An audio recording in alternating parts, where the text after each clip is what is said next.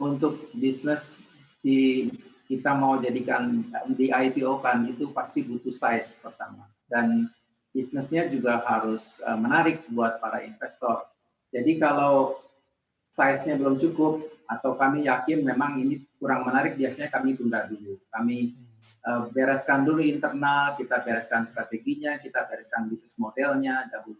Tapi sebenarnya dalam waktu dekat tahun ini tadinya juga akan ada yang mau go public, tapi dengan kondisi COVID-19 ini kami tunda, sehingga mungkin akan ditunda ke tahun-tahun depan. Jadi 2, 3, 4 tahun lagi kami harapkan setiap tahun ada bisnis-bisnis Triputra yang akan IPO juga, akan go public. Ya, Pak Hadi, bisa di-share bersama kami mana saja lini bisnis di bawah bendera Anda yang sedianya bisa diproyeksi melakukan IPO di tahun ini? Yang tahun ini, Pak? Ya.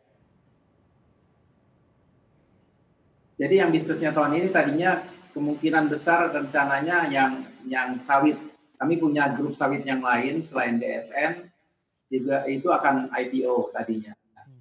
Kemudian tahun berikutnya lagi itu salah satu manufacturing yang otomotif juga akan IPO. Tapi dengan kondisi COVID ini maka kami akan tunda.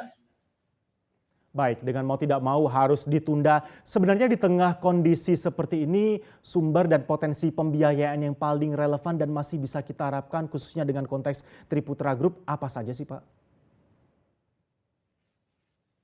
Sebenarnya kan tadi sudah saya sampaikan, kalau cash flow dari perusahaan cukup baik, maka kita biasanya tidak akan mengalami kesulitan. Tapi kalau cash flow-nya memang tidak terlalu kuat, maka memang akhirnya harus negosiasi dengan bank atau investasi kita harus tunda, Pak. Iya. Kalau tadi ada beberapa anak perusahaan yang akhirnya ditunda untuk IPO, ini kemudian rencana-rencana ekspansi bisnis apa yang sedianya juga harusnya bisa dilakukan dan dieksekusi 2020 ini akhirnya ditunda, Pak. Sebagai reminder bagi kami sebelum COVID-19 ini akhirnya merebak sebagai pandemi. Prinsipnya bisnis-bisnis yang mau ekspansi tahun ini kita cek ulang semuanya. Jadinya hanya bisnisnya online yang kami masih teruskan ekspansinya, yaitu di Antar aja, itu courier service business dan juga di kedai sayur. Sementara yang lainnya kami hold karena kami mau lihat dulu marketnya seperti apa.